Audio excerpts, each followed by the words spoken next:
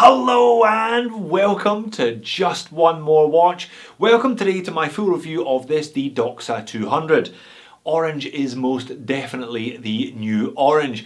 I bought this one about 2 months ago now, so that is more than enough time, I think, to come up with an opinion about the watch and to share that opinion with all of you today. I actually bought it second hand, but basically brand new. It still had all the stickers on it from a fellow Scotsman in Sydney called Kevin. You can only imagine two Scotsmen haggling over price. We could have been there for weeks or even months, but we came to an arrangement. Kevin, if you're watching, it was nice to meet you. Thank you very much. Now, I've said this a couple of times already. The Oris Diver 65 has been my go-to daily over the last 3 years, but it has been a bit of a tumultuous relationship over that time. I bought 3 and sold 3. I sold the last of them, the bronze bezel one, in May this year. So while the Oris Diver 65 and I have been on a break, I have been playing the field of vintage dive watches, if you will. First the Rolex and Weiss P101, then the Yema Navigraph, and now this Doxa 200. Wondering if any of them could replace the Oris in my affection and my collection. So, is the Doxa the one for me? Probably not. I like this watch. I think the colour is sensational, but I have a number of issues with it, all of them pertaining to one part of the watch. Let's flip the camera and find out what that is. Would you like a clue as to the source of my frustration and angst today? It's a bracelet. No clues, you're going to have to wait. So the Doxa Sub 200, to give it its full title, is $999 USD. It's basically a grand. Here in Australia, they are $1,550 on the bracelet, and I believe they are $50, a whole $50 cheaper on the rubber strap. I am going to talk about that rubber strap later on and the price of some of the accessories of this Doxa.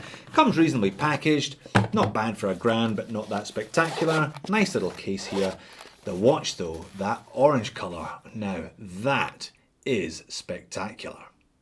And that shade of orange is absolutely incredible. I think the colour and the head of the watch, both my favourite elements of this thing. It is just amazing.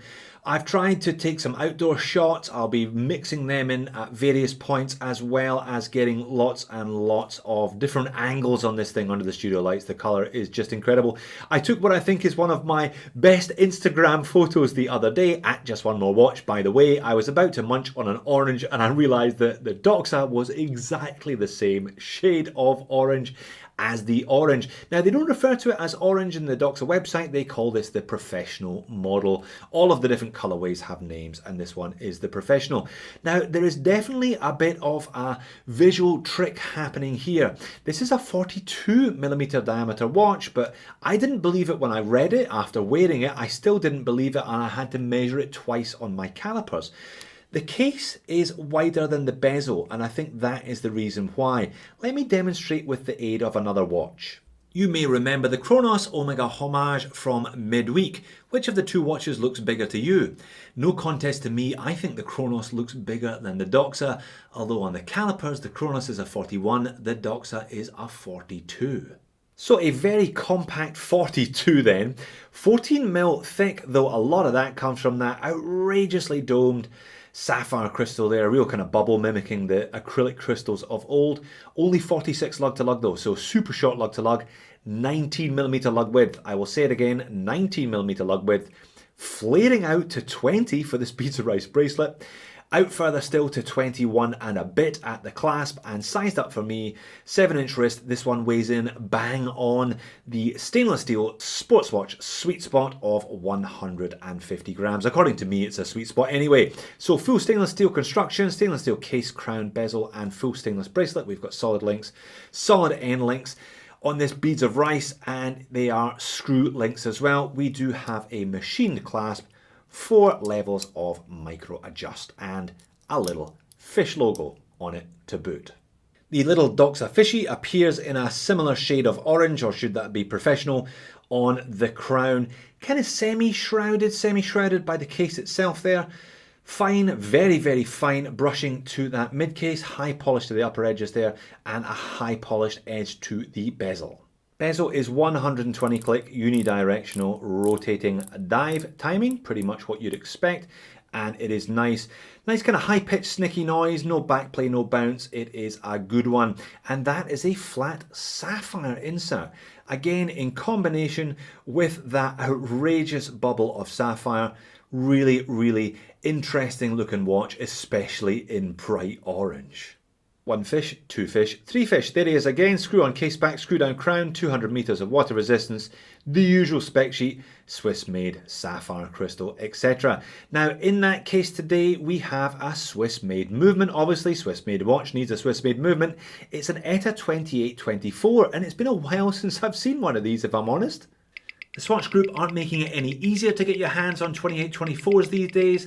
A lot of companies are reaching for Sellita 200s and STP 111s as a substitute, but it's nice to see the OG occasionally. Now, stated tolerances of plus to minus 30 seconds per day. They're adjusted to 2 positions, regulated to 2 positions in the factory to plus or minus 10. This one is not too bad, coming in at plus 10, plus 11 seconds a day with a healthy amplitude and a reasonable beat error considering it's a fairly new watch.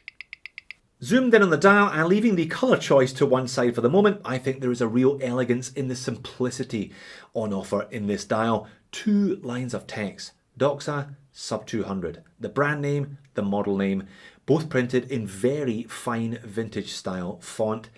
I love it. Swiss made, the only other words on the dial printed either side of the index at 6. So applied indexes, applied batons, extended batons at the 12, the 6 and the 9, regular batons on all the other hour markers, and they are overlaid on top of a printed minute track, so they sit just inside the edges of the dial. Now, no date frame around the complication, or at least no applied frame. There is, however, just a printed frame. Again, it's a simple black square highlighting that white date wheel. So they didn't colour match it. They could have gone black, I guess, with orange text, but they've just gone simple and simply legible black on white there. One thing I did note was the handset. I do like the hands. It's a kind of segmented fence post, hour hand and an extended minute hand pushing all the way out to that minute track. Nice paddle second hand as well. They're black, so kind of polished black surrounds.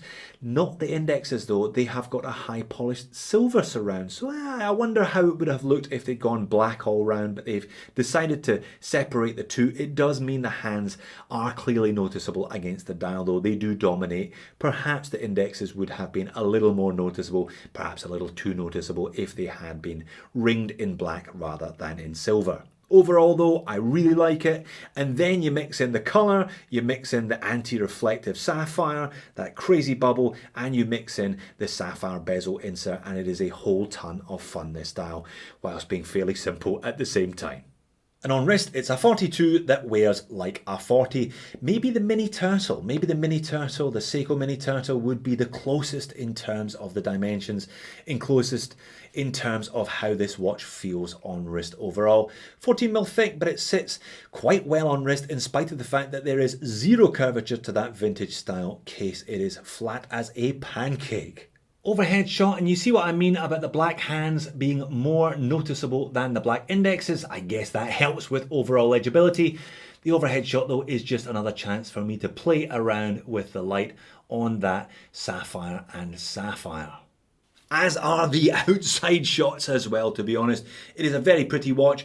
This one's available in yellow, it's available in blue, there's a bunch of different colorways, but for me, the only way was orange. This was the one that I had been interested in, so when Kevin got in touch saying he had one for sale, I jumped at the opportunity. This is all sounding far too rosy, Jody. Where are these complaints? Where are the moans and the niggles?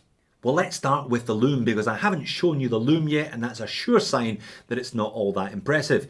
I'll be honest, I got a bit of a shock when I played back this footage. It was the first time I had noticed there was any lume on the sapphire bezel insert at all. Again, I read the specs and thought that they had got it wrong somewhere. It's red orange, it looks okay for about 3 seconds, but when I turn the speed up, it disappears. And by the time we get to the end of the 20-minute shot, you can see that there is very little lume action left on the indexes and only a reasonable amount on the hands. Here it is compared to the Seiko Turtle, a watch costing about a quarter of the price of this Doxa, and the Turtle completely smashes it when it comes to lume. It's not the only vintage style watch that has disappointing lume. My Oris 65s have been a succession of disappointing lume videos, but it should be noted for a grand, the lume isn't special. And then there is the bracelet, as alluded to earlier on.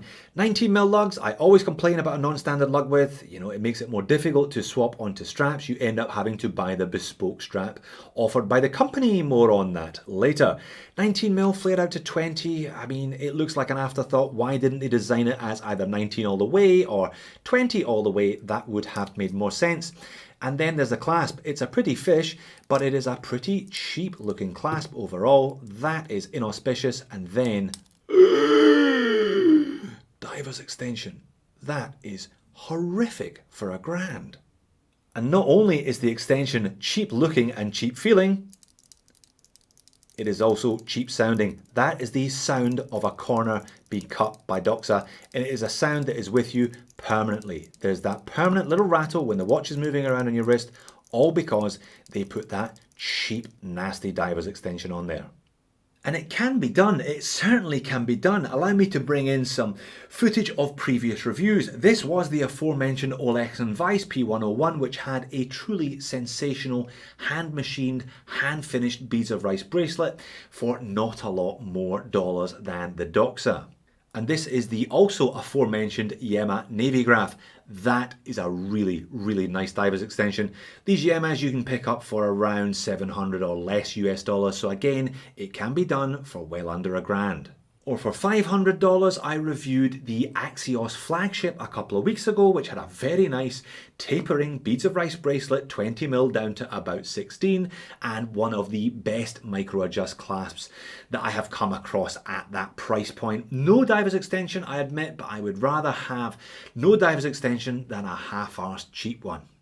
Calm down, Jody, there is another way. There is a rubber strap version of this watch. Yes, there is, but it is not exactly cheap. It's around 50 Aussie or 50 US dollars cheaper than the stainless steel braceleted version. And if you want to spec on the rubber strap as an add-on, which is the first thing I thought of after buying the watch, 450 Aussie dollars, we get absolutely nailed for that. A rubber strap, that is Omega pricing. That is outrageous. It is 250 US dollars, which is still absolutely outrageous. The bracelet, by the way, 490 Aussie.